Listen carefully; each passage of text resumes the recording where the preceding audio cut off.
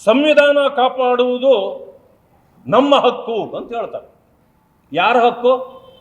ಕಾಂಗ್ರೆಸ್ದ? ಕಾಂಗ್ರೆಸ್ಗೆ ಮಾತ್ರ ಹಕ್ಕಾದು? ಈ ರಾಜ್ಯದ ಮತ್ತು ದೇಶದ ಪ್ರತಿಯೊಬ್ಬ ಪ್ರಜೆಯ ಕರ್ತವ್ಯ ಈ ಸಂವಿಧಾನ ಕಾಪಾಡ್ತಕ್ಕಂಥದ್ದು. ಯಾಕೆ ಅಂತಂದ್ರೆ ಸಂವಿಧಾನವೇ ನಮ್ಮ ಸರ್ವಸ್ವ.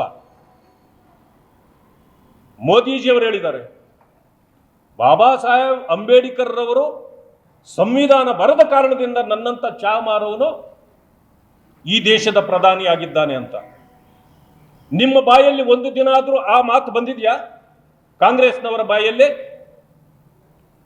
ನಿಜವಾದ ಅಪಮಾನ ಸಂವಿಧಾನಕ್ಕಾಗಿದ್ರೆ ಅದು ನಿಮ್ಮ ಕಾಲದಲ್ಲಿ ಕಾಂಗ್ರೆಸ್ ಮಾಡಿರ್ತಕ್ಕಂಥದ್ದು. ಈ ದೇಶಕ್ಕೆ ಸ್ವತಂತ್ರ ಬಂದ ನಂತರ 2 ವರ್ಷಗಳ ಕಾಲ ಈ ದೇಶದಲ್ಲಿ ಸಂವಿಧಾನ ಆಡಳಿತವೇ ಇಲ್ಲದಂತೆ ಮಾಡಿದ್ಯಾರು? ತುರ್ತು ಪರಿಸ್ಥಿತಿ ಏರಿದ್ಯಾರು? ಇತಿಹಾಸ ಇಲ್ವಾ ಇದಲ್ಲ? ಮಾನ್ಯ ಖರ್ಗೆ ಅವರ AICC ಅಧ್ಯಕ್ಷರಾಗಿ ಒಂದು ದಿನ ಮಾತಾಡಿದ್ದೀರಾ? ನಿಮಗೇನಾದರೂ ಯೋಗ್ಯತೆ ಇದ್ರೆ ಮಾತಾಡಲಿಕ್ಕೆ 1947 ನಂತರ ಸಂವಿಧಾನ ಬಂದಿಲ್ಲ, 1000 ವರ್ಷಗಳ ಹಿಂದೆ ಬಂದಿದೆ ಅಂತೇಳಿ ರಾಹುಲ್ ಗಾಂಧಿ ಈ ದೇಶದ ವಿರೋಧ ಪಕ್ಷದ ನಾಯಕ, ಅವರಿಗೆ ಬುದ್ಧಿ ತಲೆಯಲ್ಲಿದೆಯೋ ಪಾದಗಳಲ್ಲಿದೆಯೋ ನನಗೆ ಅರ್ಥ ಆಗಲ್ಲ. ಇಂಥ ಒಂದು ಹೇಳಿಕೆಗಳನ್ನು ಸಹಿಸಿಕೊಂಡು ನೀವೆಲ್ಲ ಕುಳಿತಿದ್ದೀರಿ ಅಂತಂದ್ರೆ ಇದು ಸಂವಿಧಾನಕ್ಕೆ ಅಪಚಾರ ಅಲ್ವಾ? ಬಾಬಾ ಸಾಹೇಬ್ ಅಂಬೇಡ್ಕರ್ ಅವರಿಗೆ ಅಪಚಾರ ಅಲ್ವಾ?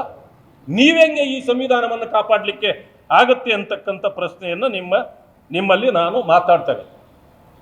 ಇದೇ ಖರ್ಗೆ ಅವರು, ಪ್ರಿಯಾಂಕಾ ಖರ್ಗೆ ಅವರಾಗಲಿ, ಸಿದ್ದರಾಮಯ್ಯನವರು ಮಾತಾಡಬೇಕಾಗಿತ್ತಲ್ಲ. ದಲಿತ ಮುಖಂಡರುಗಳ ಬಾಯಿಗೆ ಬೀಗ ಯಾಕೆ ಹಾಕಿದ್ದೀರಿ? ಅಂದ್ರೆ ನಿಮಗೆ ಈ ಕಾಂಗ್ರೆಸ್ನ ಸಂಸ್ಕೃತಿ ರಕ್ತದಲ್ಲಿ ಬಂದ್ಬಿಟ್ಟಿದೆ. ನೀವು ಕೂಡ ದಲಿತರಿಗೆ ಇದನ್ನೇ ಮಾಡ್ತಾ ಇರ್ತಕ್ಕಂಥದ್ದು.